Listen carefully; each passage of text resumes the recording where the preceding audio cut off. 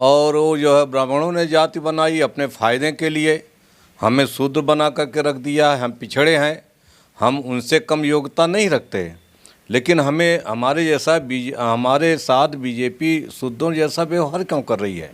जब चुनाव आता है तो वोट लेने के लिए हमें हिंदू बनाती है, कहते हैं कि तुम हिंदू हो वोट दो, और जब हमें अधिकार देना होता है तब कहते हैं कि नहीं तुम तो पिछड़े दलित शूद्र हो।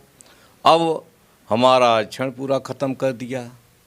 हम यही पूछना चाहते हैं कि श्री अखिलेश यादव जी आज तक के मुख्यमंत्रियों में सबसे योग्यतम पढ़े लिखे मुख्यमंत्री थे, तो आखिर में बीजेपी के जो है योगी जी ने उनके आवास को क्यों धुलवाया।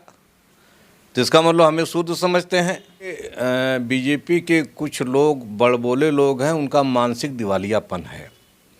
सबसे ज़्यादा सम्मान तो समाजवादी पार्टी ब्राह्मणों का करती है, और ब्राह्मणों का नहीं, हर वर्ग का, हर जाति का समाजवादी पार्टी ने सम्मान किया। डॉक्टर लोहिया ने जाति तोड़ो आंदोलन शुरू किया था। क्यों ना ये आंदोलन चलाएं कि जातियों को ख़त्म कर दिया जाए।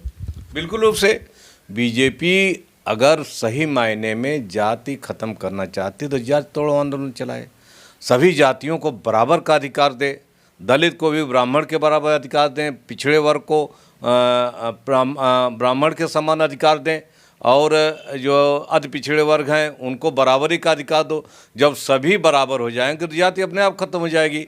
धर्म के कुछ ठेकेदार अपनी ठेकेदारी चलाने के लिए दलितों और पिछड़ों को मंदिरों में प्रवेश से, मंदिरों में पुजारी बनने से या पूजा करने से रोकने का काम करते हैं, क्योंकि उनका व्यवसाय खत्म हो जाएगा। आप हमसे चंदा लेना चाहते हो, हमसे सहयोग लेना चाहते हो, और लेकिन उसके बाद फिर जो है हमें आप प्रबंधन में रखना नहीं चाहते हो, तो निश्चित रूप से भगवान राम ने सबको बराबर से देखा और सबको बराबर से व्यवहार किया। तो ये भारतीय जनता पार्टी हो या धर्म के कुछ ठेकेदार हैं, इनको भी सबको बराबरी से व्यवहार करना चाहिए। देखिए, जिस समय तुलसीदास जी ने चौपाई लिखी थी उस समय राजतंत्र था, राजा होते थे, तो उस समय चाहे जो कुछ कह दीजिए, अपने से कमज़ोर लोगों को कोई विरोध नहीं करता था। लेकिन आज लोकतंत्र है, संविधान आज लागू है, और संविधान सबको बराबरी का अधिकार देता है, मौलिक अधिकार बोलने का देता है, मौलिक अधिकार नौकरी का देता है, मौलिक अधिकार जीने और रहने का देता है, सम्मान के साथ जो है कारोबार करने का देता है। तो आज के समय में तो चौपाई प्रासंगिक। नमस्कार, आप देख रहे हैं जमीनी खबर। मैं हूं अमित, और आज हमारे साथ समाजवादी पार्टी के एक वरिष्ठ नेता मौजूद हैं, राम आश्रय विश्वकर्मा जी। मुद्दे बहुत सारे इस वक्त गर्म चल रहे हैं, और इनसे हम जानेंगे कि इस वक्त जो उत्तर प्रदेश में खलबली मची है, चाहे वो रामचरितमानस हो, चाहे वो जाति जनगणना हो, चाहे वो चौपाई हो, या ब्राह्मणों को लेकर जो अभी बयान आया है मोहन भागवत का, आरएसएस प्रमुख का, उस तमाम मुद्दों पर आज हम चर्चा करेंगे। तो सर, सबसे पहले जो जाति जनगणना का मुद्दा है वो आप लोगों ने तो बहुत तेज़ी से पकड़ा है, लेकिन सरकार कह रही है जातियों में क्यों बांटना चाह रहे हैं जब सब हिंदू हैं। तो जात में तो ये बीजेपी ने बांट रखा है, और वो जो है ब्राह्मणों ने जाति बनाई अपने फ़ायदे के लिए, हमें शूद्र बना करके रख दिया है। हम पिछड़े हैं, हम उनसे कम योग्यता नहीं रखते, लेकिन हमारे साथ बीजेपी शूद्रों जैसा व्यवहार क्यों कर रही है। हम यही पूछना चाहते हैं कि श्री अखिलेश यादव जी आज तक के मुख्यमंत्रियों में सबसे योग्यतम पढ़े लिखे मुख्यमंत्री थे, तो आखिर में बीजेपी के जो है योगी जी ने उनके आवास को क्यों धुलवाया।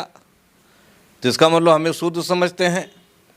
तो भारतीय जनता पार्टी जब चुनाव आता है तो वोट लेने के लिए हमें हिंदू बनाती है, कहते हैं कि तुम हिंदू हो वोट दो, और जब हमें अधिकार देना होता है तब कहते हैं कि नहीं तुम तो पिछड़े दलित शूद्र हो। अब हमारा आरक्षण पूरा ख़त्म कर दिया, हमें जो है सरकारी नौकरी से लेकर तमाम चीज़ों से वंचित कर दिया। तो भारतीय जनता पार्टी केवल अपने वोट के लिए हमें हिंदू मानती है, अधिकार के लिए, हिस्सेदारी के लिए हमको हिंदू नहीं मानती। और ये गलत क्या है जो हमारे राष्ट्रीय अध्यक्ष जी ने कह दिया कि आप सभी जातियों की जनगणना करा दीजिए, और जिस जात की जितनी आबादी है उस आबादी के अनुरूप उनको हिस्सेदारी, सम्मान, आरक्षण और नौकरी दे दीजिए, तो ये जात का झगड़ा ही ख़त्म हो जाएगा। तो समाजवादी पार्टी तो जाति मिटाना चाहती है और भारतीय जनता पार्टी जाति बढ़ाना चाहती है। आज जो है अगर बिहार में जाति जनगणना शुरू हो सकती है तो यूपी में क्यों नहीं शुरू हो सकती?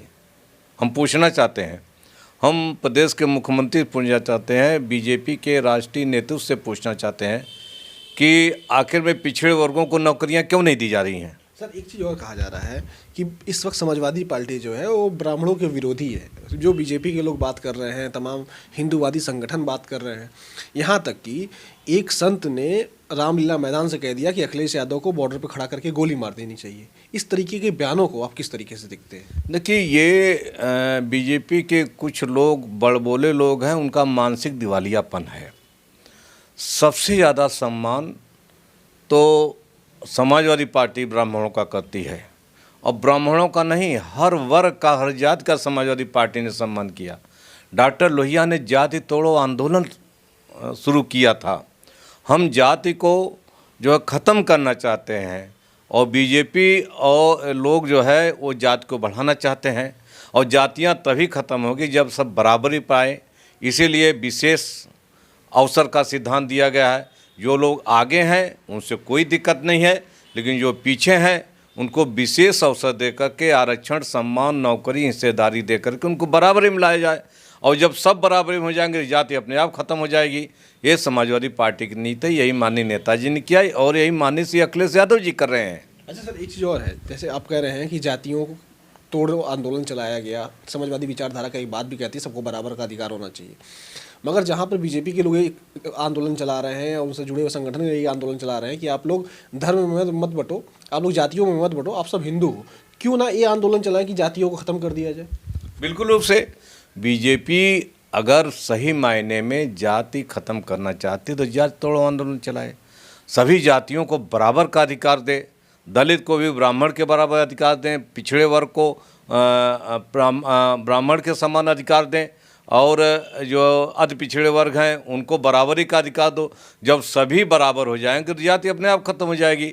तो बीजेपी ना अधिकार दे रही है, ना जाति ख़त्म करना चाहती है, बल्कि जाति के नाम पर वोट लेकर के सत्ता में बने रहना चाहते हैं। और समाजवादी पार्टी सभी जातियों को, सभी वर्गों को, सभी धर्मों को बराबर का सम्मान दे करके सबको आगे ले चलना चाहती है और देश को मजबूत बनाना चाहती है। सर, जो पिछड़े समाज के कई सारे संगठन हैं वो लगातार विरोध कर रहे हैं इस मामले को, रामचरितमानस की चौपाई को लेकर। उनका ये कहना है कि अगर बीजेपी ये कह रही है कि सारे सब बराबर हैं, तो मंदिरों में जिस तरीके से सिर्फ एक विशेष जाति के लोगों को अधिकार होता है, उसी तरीके से पिछड़े और दलितों को भी अधिकार होना चाहिए कि वो भी भगवान के भक्त बन सकें और भगवान की पुजारी बन सकें। तो आप क्या सहमत हैं कि पुजारी सबको, जब सभी लोग हिंदू हैं, सब लोग पुजारी बन सकते हैं? निश्चित रूप से जो ब्राह्मण या पुजारी या विद्वान, ये तो योग्यता के आधार पर होना चाहिए, पढ़े लिखे के आधार पर, जिसको जानकारी है वही। और ये सभी जातियों को मंदिरों में पूजा करने का, पुजारी बनने का अधिकार जो है देना चाहिए। लेकिन धर्म के कुछ ठेकेदार अपनी ठेकेदारी चलाने के लिए दलितों और पिछड़ों को मंदिरों में प्रवेश से, मंदिरों में पुजारी बनने से या पूजा करने से रोकने का काम करते हैं, क्योंकि उनका व्यवसाय ख़त्म हो जाएगा। अच्छा सर, कुछ ऐसे लोग हैं जो पिछड़े समाज के आते हैं, पिछड़े एससी समाज से आते हैं, उनका ये कहना है कि जो संगठनों का कहना है कि राम मंदिर बन रहा है, मोदी जी बहुत बड़ा बनवा रहे हैं, बीजेपी कह रही है हम बहुत बड़ा राम मंदिर बनवा रहे हैं, तो वहाँ पे दलित पुजारी या बैकवर्ड का कोई पुजारी नहीं हो सकता क्या? बिल्कुल हो सकता है। भगवान राम तो सेवरी के घर बैर खाए थे, तो भगवान राम में दलित, पिछड़े और अगड़े में कोई अंतर तो कभी किया नहीं था। तो ये बीजेपी कहाँ से आ गई अंतर करने वाली? जो इनकी ट्रस्ट की समिति बनी है उसमें बहुत लोगों ने मांग किया कि इसमें दलित और पिछड़े वर्ग का भी होना चाहिए। आखिर में जब उनकी सहभागिता नहीं होगी तब तक वो मंदिर निर्माण से कैसे जुड़ेंगे? आप हमसे चंदा लेना चाहते हो, हमसे सहयोग लेना चाहते हो, और लेकिन उसके बाद फिर जो है हमें आप प्रबंधन में रखना नहीं चाहते हो। तो निश्चित रूप से भगवान राम ने सबको बराबर से देखा और सबको बराबर से व्यवहार किया, तो ये भारतीय जनता पार्टी हो या धर्म के कुछ ठेकेदार हैं, इनको भी सबको बराबरी से व्यवहार करना चाहिए। अच्छा सर, आखिरी सवाल आपसे हम जानेंगे, जो चौपाई है उस चौपाई पर आपकी क्या राय है? उस चौपाई में क्या पिछड़े और दलितों का अपमान हुआ है?